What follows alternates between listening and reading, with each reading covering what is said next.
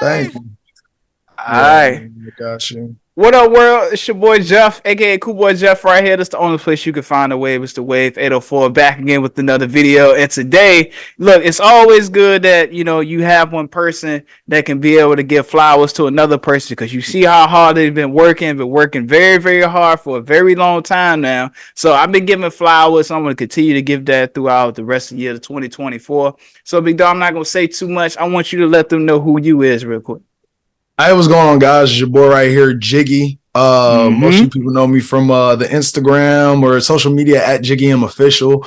And yeah, man, I'm a actor, content creator. I still do music. I used to rap a lot back in the day, but now I don't Okay. much anymore. But Okay. but yeah, man, straight from VA, and I'm from the sticks. I was born in Bedford County. I'm from the Okay. country.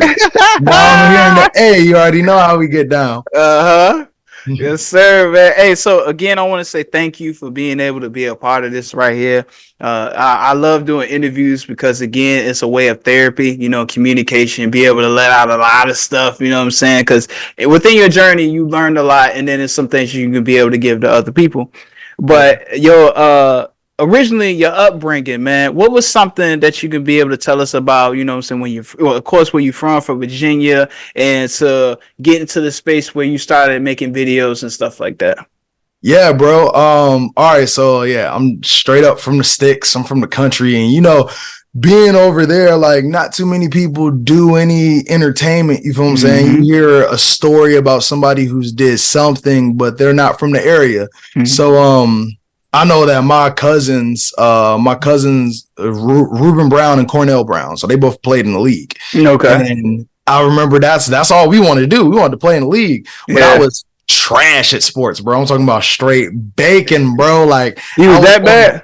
I was on the bench, but then I was on the bench behind the bench. Like they was not giving Oh, me. they I had remember they used to, reservations. bro, on God, bro. They used to yell my name for me to go in, and I pretend like I didn't hear them. I was like, they Yo. ain't call, they ain't call. Why they ain't my number? Yeah. So yeah, so I was just mainly into like I don't know anything creative. Mm-hmm. The first thing I ever wanted to be was an architect. So I went to Easy Glass High School in Lynchburg, and they Okay. have a dope architecture program. So you can do an early architecture program, and I ended up ranking like third in the state of Virginia for architecture drafting. Whoa. And yeah, I was on track to be an architect, but then I wasn't able to get money right, so I couldn't go to college. So I went to community college. Then that's when I started getting into making viral content. And then Mm. I made like a children's music song that went viral. And then I was able to tour off of that and do children's music. And then I didn't look back at doing anything else unless it was entertainment. You feel what I'm Right. saying? Right. So, when I guess a lot of us go through this, you know what I'm saying? That road when you couldn't be able to continue to be an architect, when that didn't happen for you, how you was able to still regain your thoughts and was like, yeah, let me move to something so I can still be productive at something. Because you don't want to just be doing, you have a lot of energy to be doing something or made to be doing something, and now you can't do it. And it's all like, well, hell, it ain't work out for me, so I might as well just give up. Yeah, I think that's the hardest thing, man. It's because I grew up with a lot of we didn't have much money coming where I came Had a lot of from. love in the family.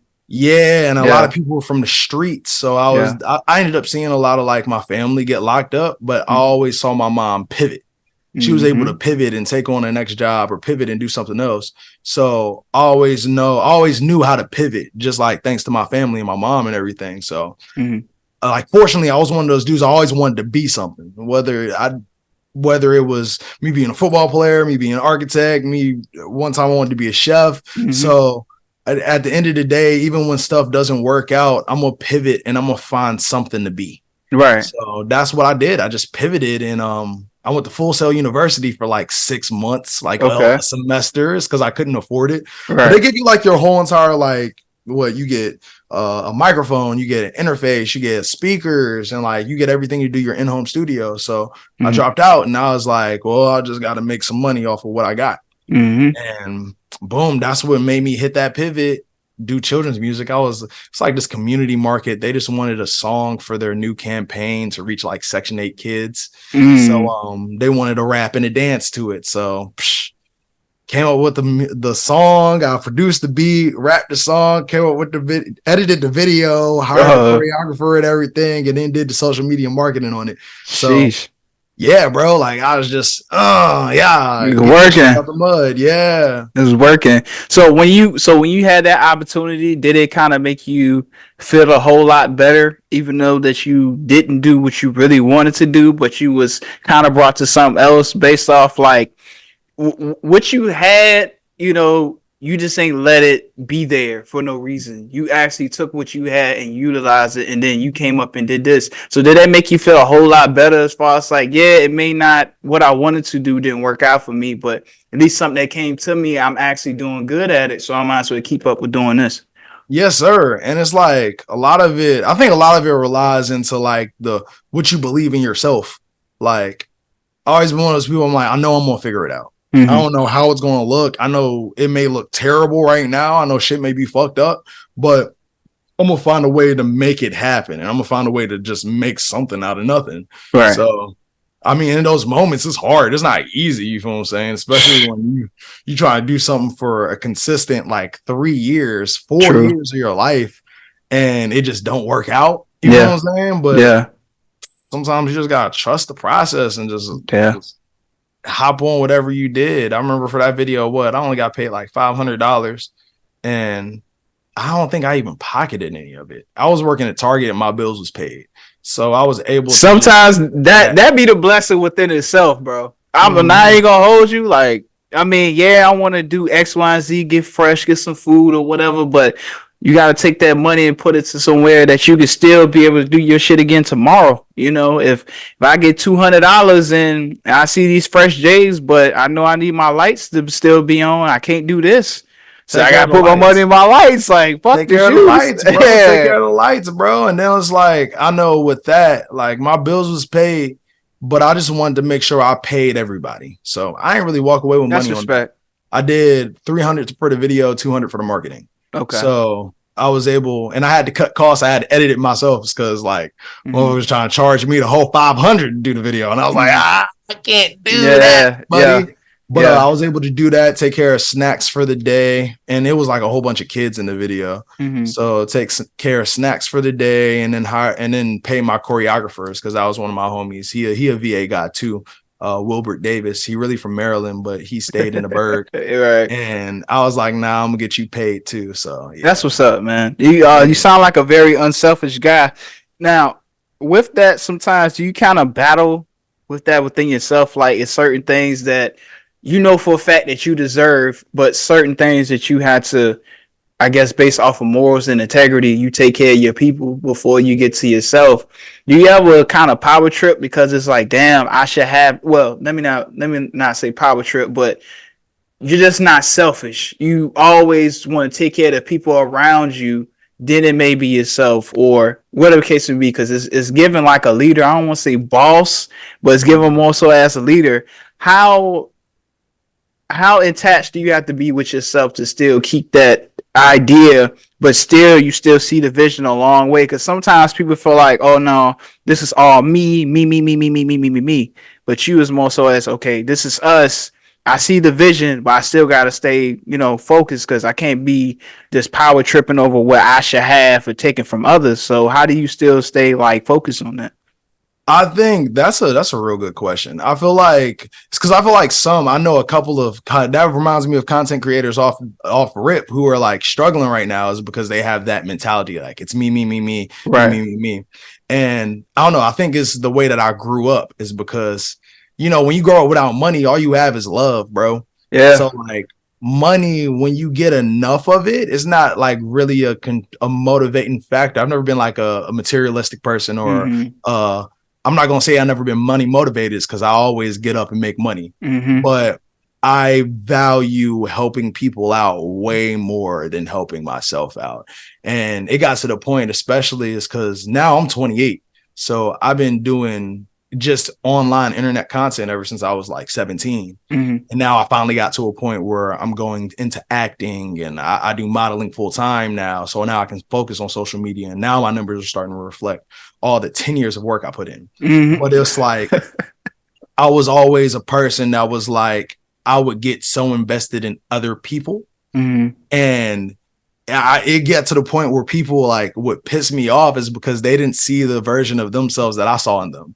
So like I've been one of those people who've always like just been obsessed with like helping people and helping people see the version of themselves they can be. Mm-hmm. So with that, that's why I'm always trying to help somebody out. But then like when you're that person, you gotta learn like how to gauge it. Like, damn, if this person not gonna put the work in, I can't be mad at them. Maybe that's just what they want to do with life. Maybe they aren't comfortable with it. Right. So yeah, bro, I just always been a person who's like just trying to. I like to see people succeed, and it just makes me feel good. I feel like that's what we're meant to do as people, and I want to be able to, when it's all said and done, at least like influence somebody to be the better version of themselves. Right. And I 100% agree. I just think where people get that kind of misconstrued is it's a difference between me helping you and me doing the work for you. Oh yeah. Nah, we There's ain't a doing big work for difference. nobody. There's a Here, big bro. difference. There's a big difference. There's a big difference because I can, and everybody has went through this. If you're a content creator, what I'm about to say, you went through this. You create content and you know it's good, it's getting somewhat traction or whatever the case may be. You walk up to somebody that has a following, everything else, but you just say, hey, can you do me a favor and just repost this, right? They don't repost it, but you ask. And some way, somehow, you have to figure out how can I get this content out there, and I have to be very strategic, plan, and what type of market do I have to hit for to see this video go crazy. I don't have a problem asking for help, but the thing is, I'm not going to stand there long enough just to get your attention for you to help me. I'm going to go ahead and get that done right then and there because, again, everything is a learning process. How long does it take for me to learn something versus have to ask for somebody a question that I'm already trying to look for the answer to? I need to go ahead and figure that out for myself. So I don't know if some people, I get it, like there's resources out there, but everybody's not going to want to help you out. A lot of people's not going to want to put you in that pedestal because, you know, some people have their own ideas and opinions, but it's what I'm really trying to say is like you can't really wait on anybody to get you right or start getting your stuff together or blow you up when you already know that you're the shit. So that's why I like with asking you that question is like it's true, but it kind of go hand in hand because it's just like again, if a person want their ass, they should get it. Depending on the person is, but it's like sometimes you asking a person and not helping you at that point, you kind of waste a little bit of time trying to get that help versus you trying to figure it out for yourself. So do you think that people really be trying to figure things out for themselves, or do you think people just want to be around you or ask you for something because you're hot at that particular moment? Bro, let me get the microphone a little closer. It's because people ain't trying to help you out with nothing. People don't give a damn unless it's about themselves. I'll let you know that off rip. I'll let you know that off rip. Okay. So people are, and you got to take this within a grain of salt. Okay. And you really got to understand, especially when it comes to just speaking on what you were talking about, how, like you that nigga. And you're like, damn, I'm trying to get everybody to repost my shit, but nobody's reposting that shit. So sometimes you got to be honest with yourself. Is it repostable? Right. You need to think about that. Is if the reason people are not reposting your stuff with question, it might be is because it's not repostable. So then what you can do, and what I love about the internet tells you what they want. The internet just tells you what's good and what's not good. Sometimes you got to circle back around and put it back in there, but the internet tells you what's good and what's not good. So you shouldn't rely on your inner circle to repost your stuff to prove validity. Put it out there into the world. Put it out there into the internet. The internet will tell you what's good and what's not. The internet will tell you what they want, what they don't want. You feel me? So a lot of us get caught up in asking for help. It's because we want help, but you got to realize a lot of people are individually motivated. So you don't need to really rely on other people's help when you can control so much. Like one thing I always do is I never think about what couldn't happen. I never think about things that are out of my control.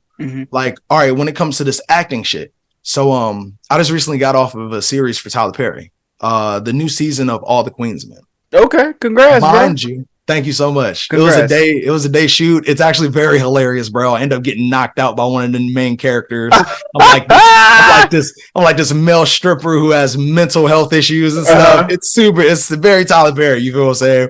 But I've Hey. auditioned for Tyler Perry ever since I moved down here in Mm-hmm. Atlanta, which has about been 2 years ago. I've Mm-hmm. auditioned for Tyler Perry at least 12 times. Mm-hmm. And one thing I've never, and I always tell people, don't think about what you can't control. Just think about Mm-hmm. what you can. Right. Like in those 12 auditions, number 13 was the one who got me booked.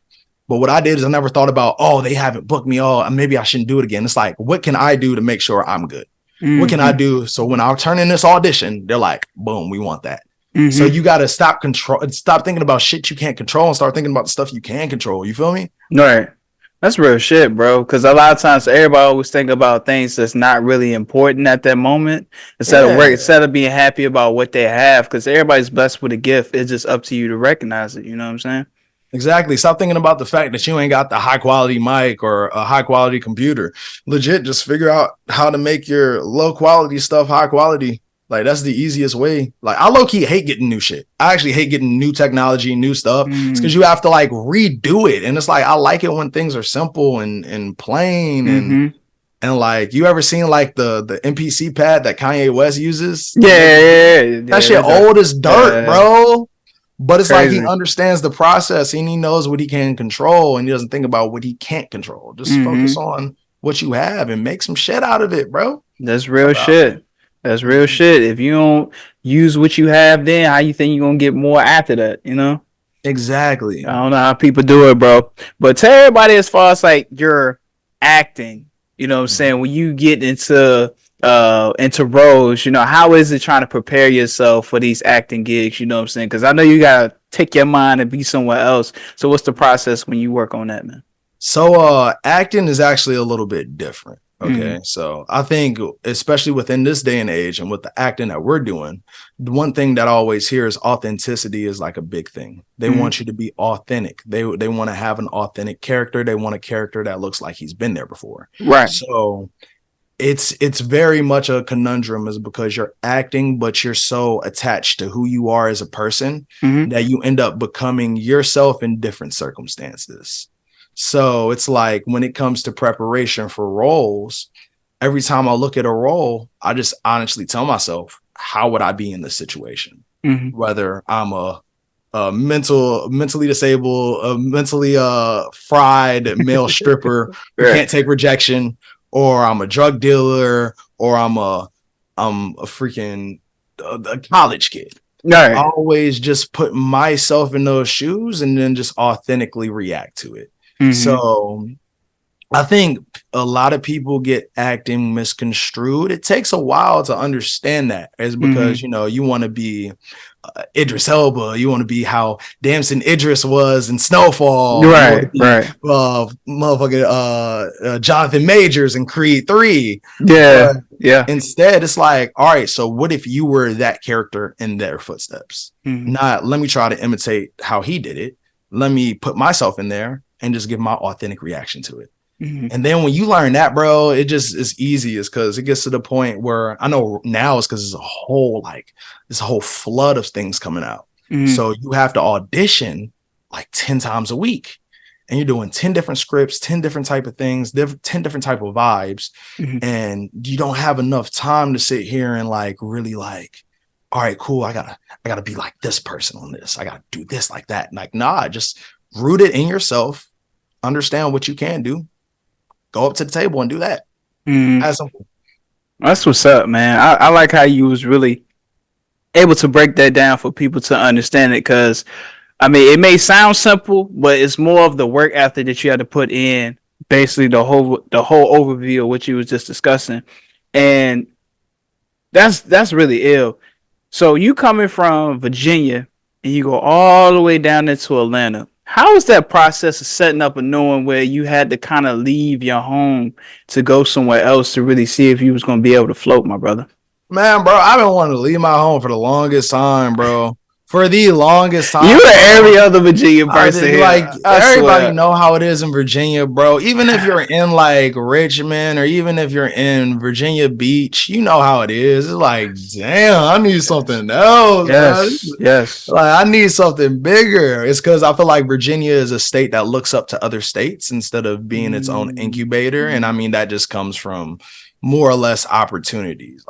Mm. Like you're gonna find more opportunities in Atlanta, you're gonna find more opportunities in New York, you're gonna find more opportunities in LA when it comes to entertainment in general. Mm. That's just how it is. True. And like I think personally, like, so I've been trying to leave my city for the longest time, bro. I Mm-hmm. was in Lynchburg for like 25 years of my life.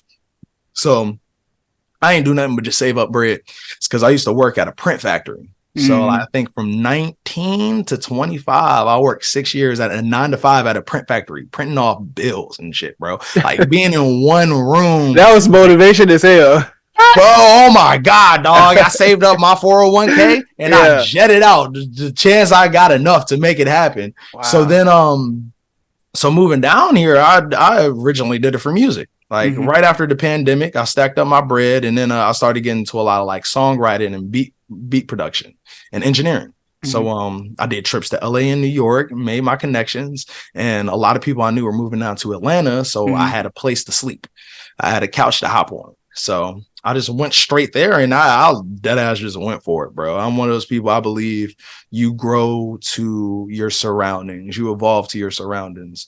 You can't be a big fish in a small pond. You got to go to a bigger pond and be that small fish and grow to a bigger one. You Talk to him, Jiggy. Tell him, Jiggy. So I'm sitting here in Atlanta. I'm sleeping on my boy couch. I'm engineering at this studio. Well, I ain't even engineering. I'm an intern. They're making me run and get alcohol for like P Diddy's son, bro. And I had to run to the store 3 fucking times because I had to get a certain type of juice that he liked, bro. I was like, bro, I can't do this for the rest of Did my you get a life. cheesecake?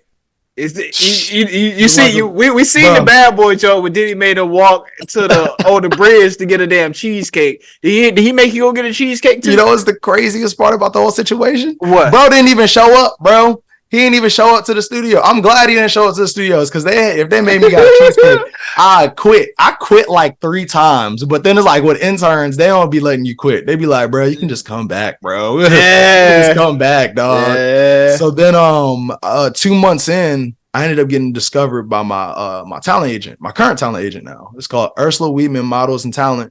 And they didn't have no like dudes that look like me, black dudes with dreads on their label. So they signed me and everything. I vetted them and they just seemed like a pretty decent agency. So I'm like, all right, cool. Mm-hmm. Boom. First month, I ended up booking a commercial with Home Depot, 3 bands. Whoa.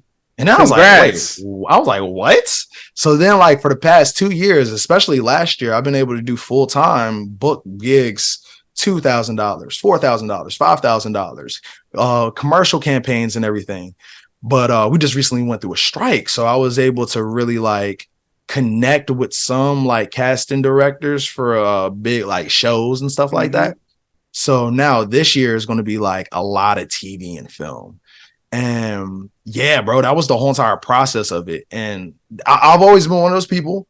I always like, I wanted to be a rapper, like for real. Like I wanted to engineer, rap, do all that. But I had an opportunity with the acting and modeling and it was paying my bills. So I was like, bro, that rapping stuff for the birds. Y'all can be a rapper, bro. Y'all can be a rapper gig. Like I want to do this. Yeah, I go ahead. And then there's not a lot of people that look like you. You got locks too, don't you? Yeah, you got man, lock game, brother. Yeah. There's not a lot of people who are color with locks in the modeling and acting world, especially in the modeling world. Mm-hmm. They more or less want you to be light skinned with dreads. So I was able to really corner it, and I was able to be this authentic version of myself, and then it just ended up going crazy. So then I was like, all right, cool, let's run it up. Let's make this go happen. Right. It's because I see it as how many people black with dreads that look like us want to be a rapper? How many people black with dreads that look like us want to be an actor? That's true. There's a lot of rappers that got locks. Yeah. There's not a lot of actors with locks. Exactly. And then now they're in this new initiative where they want everything to be authentic, and they're getting tired of pulling like actors and putting a wig on top of them. Mm-hmm. So it's like, I was like, bro, when I saw that opportunity, I'm like, nah, we adjusting to the opportunity. That's how you grow bigger in a bigger pond. Like Mm-hmm. you expect to be a big fish and you're in a small pond. You used to eating freaking like shrimp and stuff like that in your small Mm-hmm. pond. And then Mm-hmm. you get to the big pond and there's no shrimp. Yo, you gotta find something else to eat. Yeah. You want to be a bigger fish, you gotta find something else to eat, Yeah. dog. That's simple. Hey man, that's real live motivation because not only you, but it's two other people. First, as basically it's like inviting me to come to Atlanta because it's like where you are, Jeff. Like you need to be somewhere else. Like because even when you said about the whole board thingy, I'm just want to be somewhere that I know for a fact, like it makes sense. Like it makes sense, but it's like again, I've not say done everything here, but I've done a lot of shit here. I Mm-hmm. need to go somewhere else. But since I have like child, family members and shit like that, I gotta kind of, all right, I gotta plan everything out Yeah. and focus it. But I am gonna come out there because again, it takes two to confirm. But you speaking on that again, it's like, damn, that's where I need to be. Like Yeah, you gotta. I have to be out there. I don't know why it's a Atlanta specifically, but it's just like creatives, everything's down there. They got more media outlets than just Virginia because Virginia got nothing but jails. Let's just keep it real. They That's got for real. jails that people want to group homes for kids and shit like that. That's the only That's thing they for have real. around this joint. But media, that's in Atlanta. You know what I'm saying? Yeah, and the great thing about Atlanta, bro, is like I came down here with what, like 3,000 followers, bro, 3,000 followers on Instagram, Mm-hmm. and I still got opportunities.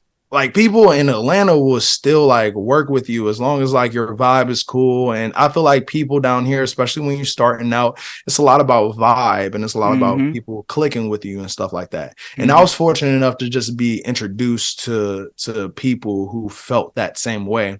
I know Mm-hmm. some people come to Atlanta and don't have that experience, but I just been fortunate enough to be with the right people. But when I was in New York and when I was in LA, it was very like either number based or like click based or stuff like that. Mm-hmm. And I feel like if you want to be a creative and you want to have a good start to your creativity to build up, you should Mm-hmm. start in Atlanta and Mm-hmm. then you should go to other places afterwards. So I started in Atlanta and now I'm in the process of transitioning to LA and New York market when it comes to acting. I just Mm-hmm. got management and representation in there. Mm-hmm. So it's like I feel like Atlanta's a perfect place to start and then you just grow from there. Mm-hmm. And there's nothing but good vibes down here. People support black people. It don't even matter how many followers you got. It don't matter how big it is. It matters, can you walk into the room and provide something? Can you be valuable? Mm-hmm. That's all you gotta do. I got you. See, I like that, man. I'm gonna take your word for it, my brother. What is something that you got coming up for 2024? Anything that you can talk about? You can say some of the stuff, you know, say if it's Mhm. still in the works, you know how that is. But if you can explain that, what you about to get into, man, for the year? 2024 is just a whole lot of social media and stuff. If I make sure you guys follow me on Instagram at Jiggy Official, TikTok. Numbers are going up. I started a podcast called the Dumb Funny Podcast where I invite my friends on. Yeah, My dumb friends on, we talk about funny shit and we just get yeah. drunk and we just like talk about like hypotheticals, superhero fights, a whole bunch of stuff, dad jokes, everything, the whole nine. There's a Mm-hmm. couple of movies that have reached back out. I can't say too much about them yet, but we're gonna have some big stuff coming up 2024, man. It's just another year for evolution and another year of just elevating what we're doing. Yes, sir.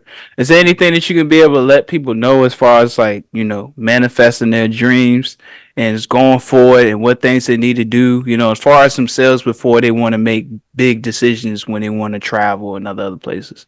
Yeah, bro. Make sure your money's straight. You don't want to be homeless. Don't push yourself to homelessness. Like let's at least be grown ups about it. Come on, you need to at least at minimum have a couch and some money for food. There you go. So make sure you're taking care of priorities. Don't throw yourself in stupid situations for no reason. But Mm-hmm. yeah, just make sure your stuff is straight before you move down. Don't worry about the things like don't worry about numbers. Don't worry about just dumb stuff like be prepared to feel uncomfortable and get into an Mm-hmm. uncomfortable situation is because that's how Mm-hmm. you grow. You know what I'm saying? Mm-hmm. Like when you go to the gym and you lifting weights, it hurts is because that's growth. Growth is not Mm-hmm. supposed to be a comfortable process. Like, so just be prepared to be a little uncomfortable. Don't live by your means.